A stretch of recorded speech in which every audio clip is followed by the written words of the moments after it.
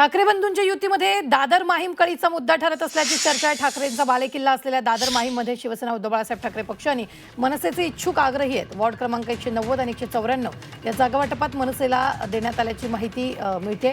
मात्र माहीममधील वॉर्ड क्रमांक 192 ही जागा मिळावी यासाठी मनसेतील इच्छुक आग्रही आहेत। आणि या ठिकाणी सध्या शिवसेना उद्धव बाळासाहेब ठाकरे पक्षाच्या प्रीती पाटणकर माजी नगरसेविका आहेत। यशवंत किल्लेदार हे माहीममधील मनसेचा चेहरा म्हणून ओळखले जातात, त्यामुळे मनसेला माहीममध्ये योग्य जागा मिळाव्यात अशी इच्छुकांची अपेक्षा आहे।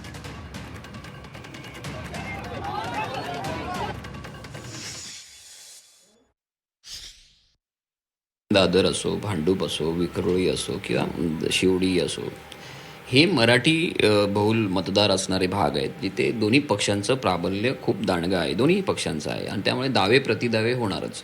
पण त्यातून सुद्धा साधक बाधक चर्चा करून दोन्ही बंधू त्यातून मार्ग काढतायत। त्यामुळे तिथे काही अशी फार मोठी तानातानी चालू आहे किंवा त्याच्यामुळे युती कुठेतरी थांबली आहे असातला काही भाग नाही।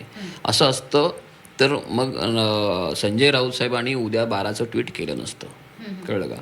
त्यामुळे उद्या 12 वाजता जर त्यांनी ट्विट केलं आणि ते एक जबाबदार व्यक्ती आहे तर ते खरंच असणार आणि मला वाटतं की कुठल्याही जागेमुळे युती थांबणार नाही।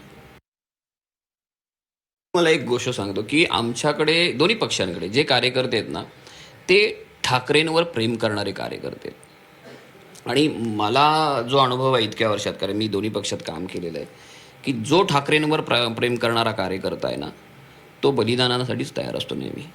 तर बंडखोरी वगैरे फार मोठ्या प्रमाणात काय अशी होईल असं मला वाटत नाही। स्वतः यशवंत किल्लेदारांना बलिदानाची वेळ आली तर तशी तयारी आहे का? हो हो, अगदी राज ठाकरे साहेबांना अगदी सोपेच जरी तुम्ही विचारलत ना, किंवा मला किंवा त्यांना देखील, की यशवंत दुसरीकडे कुठे चाललं आहे, तर खरं वाटणार नाही, कारण त्यांना माहिती की यशवंत कुठे जाणार नाही आणि पक्षासाठी साहेबांसाठी आम्ही नेहमीच बलिदान केलेलं आहे, दिलेलं आहे आणि यापुढेही देऊ।